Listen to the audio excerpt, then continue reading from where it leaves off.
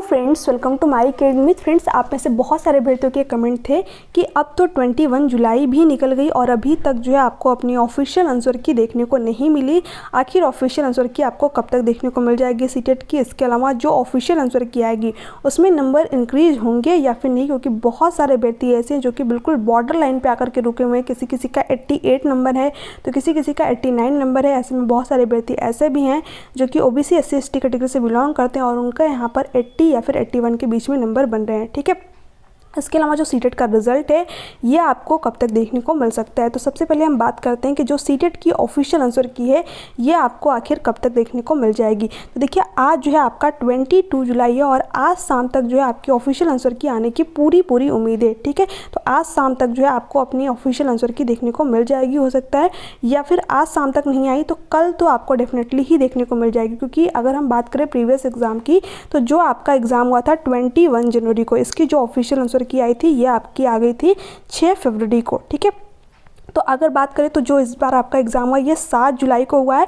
और जो इसकी आंसर की है ये आपको डेफिनेटली 22 जुलाई यानी कि आज शाम तक या फिर कल शाम तक आपको अपनी ऑफिशियल आंसर की देखने को मिल जाएगी। ठीक है, इसके अलावा बात करें कि जो सीटेट का रिजल्ट है ये आपको कब तक देखने को मिलेगा? तो देखिए, जैसे ही आपकी ऑफिशियल आंसर की आती है उसके बाद में 3 से 4 दिन का आपको टाइम दिया जाता है क्वेश्चन को चैलेंज करने के लिए। देखिए, अभी जिन भी क्वेश्चनों में आपको डाउट हुए, ठीक है, उन क्वेश्चनों को आप जो है टिक करके जरूर रखिएगा। क्योंकि जैसे ही आपकी ऑफिशियल आंसर की आती है उसमें क्या होता है कि बहुत सारे अभ्यर्थियों को लगता है कि जो सीटेट की तरफ से ऑफिशियल आंसर की आई है उसमें कुछ क्वेश्चनों के आंसर गलत बताए गए हैं। तो आप जो है उन क्वेश्चनों पर चैलेंज भी कर सकते हैं। इसके लिए आपको एक क्वेश्चन पर 1000 रुपये पेमेंट भी करने होते हैं। ठीक है, उसके लिए आपके पास जो है ऑथेंटिक सोर्स होना चाहिए NCERT का, तभी जो है आप उन क्वेश्चनों को चैलेंज कर सकते हैं। और वो आपका क्वेश्चन अगर सही होता है तो वो क्वेश्चन जो है CBSE की तरफ से एक्सेप्ट कर लिया जाता है और वहाँ पर आपके 1 नंबर इंक्रीज हो जाते हैं। तो आपको जो है ऑथेंटिक अगर सोर्स है आपके पास, सारी चीज़ें आपको लग रही है सही है, CBSE की तरफ से जो है आंसर वो गलत बताया गया, तो आप जो है ज़रूर चैलेंज कीजिएगा। ठीक है, हालांकि वो लोग प्रॉपर एनालिसिस करके ही देते हैं आंसर की अच्छी तरीके से। तो ये तो बात होगी आपके आंसर की। और रिजल्ट की, रिजल्ट जो है आपको इसमें 1 से 2 वीक का टाइम लगता है। रिजल्ट आपको 7 से 8 अगस्त को देखने को मिल जाएगा। ठीक है, और यहाँ पर जितने भी विद्यार्थियों का ये क्वेश्चन था कि जो ऑफिशियल आंसर की आएगी उसमें नंबर इंक्रीज होंगे या फिर नहीं, तो इसको लेकर के जो सबसे बड़ा डाउट है वो मैं आप लोगों के साथ में यहाँ पर क्लियर करती हूँ। देखिए, जो आपकी ऑफिशियल आंसर की आती है, आप सभी को पता है कि 150 क्वेश्चन आते हैं आपके एग्जाम में। तो 150 जो क्वेश्चन आते हैं इसमें सभी क्वेश्चन जो है CBSE की तरफ से सही नहीं पूछे जाते हैं। उसमें देखेंगे आप हर बार जो है आप अपनी ऑफिशियल आंसर की उठा करके देखिए, किसी न किसी ऑप्शन में जो आपके ऑफिशियल आंसर की आएगी उसमें आपको जेड देखने को मिल जाएगा। मैंने आप लोगों को दिखाया भी था। ठीक है, इस जेड का मतलब क्या होता है? आखिर इस जेड का मतलब होता है सभी को कॉमन नंबर। ठीक है, यानी आपको अगर अपने ऑफिशियल आंसर की में जेड देखने को मिल रहा है, ठीक है, पेपर 1 में देखने को मिल रहा है तो पेपर 1 वाले के नंबर इंक्रीज होंगे, पेपर 2 में देखने को मिल रहा है तो पेपर 2 वालों के नंबर इंक्रीज होंगे और उसमें सभी के नंबर इंक्रीज होंगे, ऐसा नहीं किसी एक का। ठीक है, तो अगर आपको जेड देखने को मिल रहा है, मान लीजिए, लेकिन इसमें एक और कंडीशन होती है, मान लीजिए कि मैथ और साइंस सब्जेक्ट में आपको देखने को मिल रहा है तो इसमें सिर्फ मैथ और साइंस वाले के ही नंबर इंक्रीज होंगे। अगर आपको SST में देखने को मिल रहा है तो इसमें SST वालों के ही क्वेश्चन इंक्रीज होंगे, बाकी CDP, ठीक है, CDP, इसके अलावा हिंदी और इंग्लिश तो आपका सेम ही रहना है। उसमें भी ये चीज़ है कि जिन्होंने इंग्लिश को फर्स्ट लैंग्वेज चूज़ किया है तो अगर उनमें जेड देखने को मिल रहा है तो वहाँ पर उनका नंबर इंक्रीज़ होगा। तो इस तरीके से जो है जब आपकी ऑफिशियल आंसर की आएगी तो मैं आप लोगों को बता दूंगी। बट ये मान के चलिए कि किसी न किसी ऑप्शन में जो है आपको जेड देखने को मिलेगा ही। आप जो है हर बार जो सीटेट की ऑफिशियल आंसर की आती है उसको खुद उठा करके देख लीजिए, आपको जो है 150 क्वेश्चनों में से कहीं ना कहीं जेड देखने को मिल जाएगा। ठीक है, तो इसलिए अभ्यर्थियों के जो नंबर होते हैं वो 1 से 2 नंबर इंक्रीज हो जाते हैं, ज़्यादा नहीं। ये देखिए, आपने कहीं से भी मैच किया हो उससे मायने नहीं रखता। ये तो जो है जो जेड वाला ऑप्शन होता है ये CBSE की खुद की गलती होती है। उन्होंने जो है क्वेश्चन को गलत पूछा होता है या तो वो ऑप्शन गलत दिए रहते हैं, तो इसलिए वो लोग जो है इस क्वेश्चन पर सभी को कॉमन नंबर देते हैं। ठीक है, तो ये तो बात हो गई कि 1 नंबर जो है आपके इस तरीके से इंक्रीज होते हैं।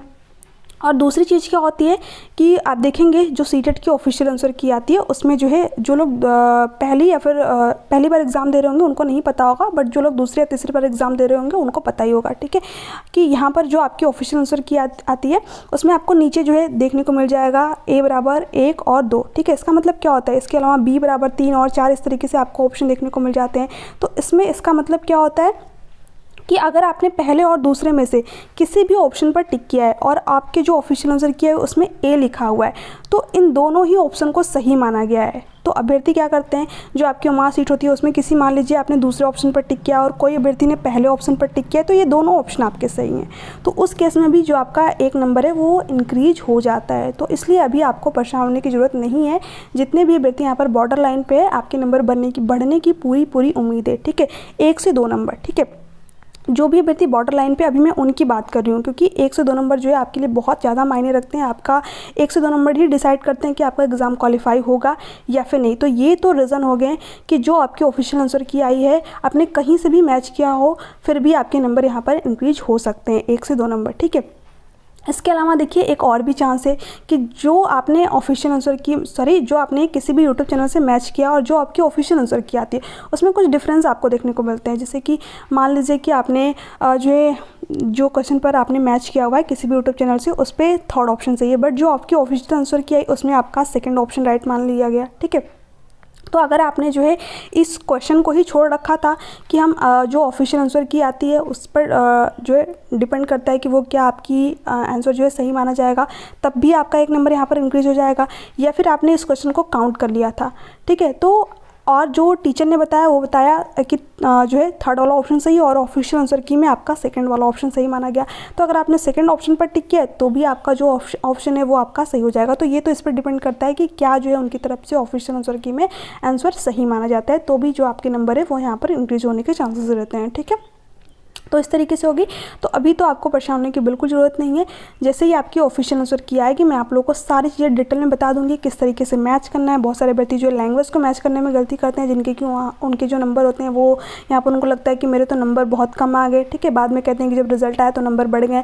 तो इस तरीके से आपको गलती नहीं करनी है। कहाँ पर गलती नहीं करनी है आंसर की को मैच करते टाइम, ये भी मैं आप लोगों को बताऊँगी। तो इसलिए प्लीज़ चैनल को सब्सक्राइब करके रखिएगा। जैसे ही आपकी ऑफिशियल आंसर की आएगी मैं सारी चीज़ें आपको डिटेल में बताऊँगी किस तरीके से मैच करना है। जो आपके जेड दिए हैं, जो आपका ABC, इस तरीके से चीज़ें दी हैं, इसका मतलब आखिर क्या होता है, क्योंकि जो भी अभ्यर्थी पहली बार एग्जाम देंगे उनको ये चीज़ें नहीं पता होंगी, ठीक है। तो जो भी आपके डाउट है, जो भी आपके क्वेश्चन है, आप नीचे कमेंट सेक्शन में कमेंट करके पूछ सकते हैं।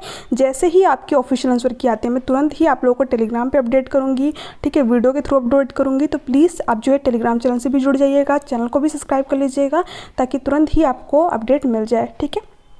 इसके अलावा आपके कोई भी डाउट हो, कोई भी क्यूरीज हो तो आप नीचे कमेंट सेक्शन में कमेंट करके पूछ सकते हैं। हालांकि मैंने जितने भी आपके डाउट थे आज के इस वीडियो में दूर करने का पूरा जो है प्रयास किया है। तो आई होप कि आप लोगों को वीडियो पसंद आएगी। वीडियो ज़्यादा से ज़्यादा शेयर कीजिएगा, लाइक कीजिएगा, और चैनल पे अगर आप पहली बार विजिट करें तो चैनल को भी प्लीज़ सब्सक्राइब कर लीजिएगा, ठीक है। तो चलिए मिलते हैं आपसे नेक्स्ट क्लास में। इसके अलावा जो आपकी क्लासेस है वो डेली चल रही हैं, ठीक है।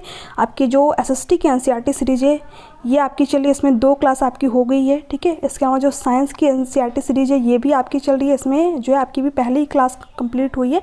तो आप इन क्लासेस को ज़रूर फॉलो कीजिए, बहुत ही इंपॉर्टेंट क्लास है। NCERT को बिल्कुल लाइन बाय लाइन जो है हम लोग यहाँ पर कवर कर रहे हैं। तो अगर आप इन क्लासेस को देख लेते हैं तो आपके जो NCERT से नंबर है वो बाहर जाने ही नहीं वाले हैं, ठीक है। आपको इसमें से साइंस का जो आपका 30 नंबर का आता है पूरा का पूरा नंबर आपको मिल जाएगा, ठीक है। क्योंकि मैं आप लोगों के साथ में यहाँ पर पेडागोजी भी डिस्कस करूँगी।